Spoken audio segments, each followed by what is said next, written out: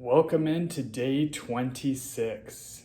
It's hard to believe it, but this is actually the final workout day of week number 4. So we are almost a third of the way through the 12-week trainer. So far, I've absolutely been loving this journey and loving the results I've been getting. Even here you can see in sleeves the new definition and size that are coming into the arms. Chest is fuller, shoulders are fuller. I'm looking forward to each check-in, weigh-in, and pictures every single weekend. So I'm excited. I hope you guys are too and are smashing personal bests in the gym and just having a grand old time, because I know I am.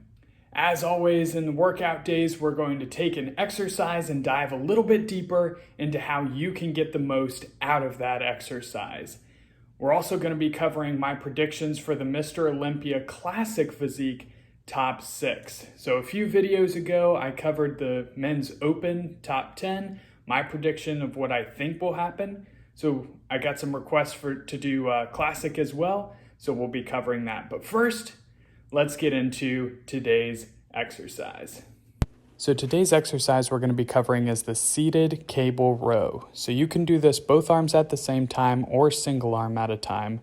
I personally like to do it one arm at a time, as it allows me to focus on isolating each side individually and not allowing a stronger side to compensate for a weaker side, thus creating an imbalance. So let's dive into the form here. You'll notice a lot of movement happening at the shoulder. At the top of the motion, I'm trying to really stretch the lat by actually pushing the shoulder forward and then squeezing the shoulder back at the top. I'm almost thinking to drive back through my elbow and squeeze the shoulder back and the chest out. And then as I reach back forward, I'm allowing the shoulder to come forward and the weight to pull me into a deep stretch in the lat. Now this stretch is equally as important as the contraction. It's too easy to just load up a bunch of weight and do these short, fast repetitions. You'll notice the tempo is also very slow and controlled. In fact, I'll slow it down here on the last one so you can really watch the form. Shoulder comes forward, almost to the point where I'm touching the side of my face with my shoulder. Stretch on the lats and then driving the elbow back, squeezing all the muscles in the back and the shoulder blades together at the top. Make sure that, as with any exercise, you're going a little bit slower on the negative lowering portion than you are on the positive. So it's always good to control the negative, really feel and build that stretch, and then explode into a controlled positive with a big squeeze and contraction at the top. So I'm sure you've noticed by now, if you've been following along with these videos and all the different exercises I've been demonstrating, that form is everything. Tempo is everything. Being able to feel the stretch and contraction of the muscle on every single rep is everything. Then take that and add either reps or weight and progressively overload from workout to workout, and you have a recipe for incredible growth in a short amount of time. Now let's get into my predictions for who's going to be top 5 in the Mr. Olympia Classic Physique division. At number 5, I have Breon Ansley. Now this guy is a former Classic Physique Mr. Olympia champion, and he has an amazing physique. Over the years, the Classic Physique Olympia lineup has just gotten more and more potent as people have grown and developed into Classic Physique, and the judges have kind of decided what the look they're looking for is in that division. Now, from a pure bodybuilding standpoint, Breon is definitely one of the most complete physiques up there, definitely has the most detailed back, and his back double bicep, in my opinion, is the best out of this top 5 lineup. However, this is Classic Physique, so the judges are going for a little bit of a different look than bodybuilding. So while I think Breon looks amazing, as far as Classic Physique goes, I have him in 5th place at this year's Mr. Olympia. In 4th place, I have Ramon Dino.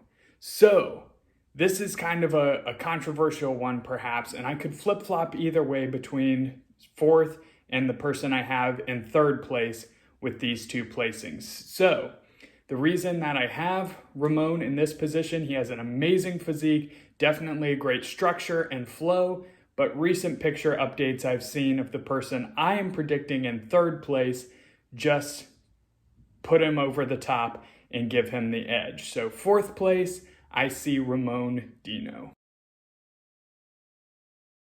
Which means in third place, for those of you who have been following Classic Physique for a while, you can probably guess my prediction is Urs Kalenki, or however you pronounce his last name, I'm not sure, but Urs I have in third place. And I do think that third or fourth could go either way.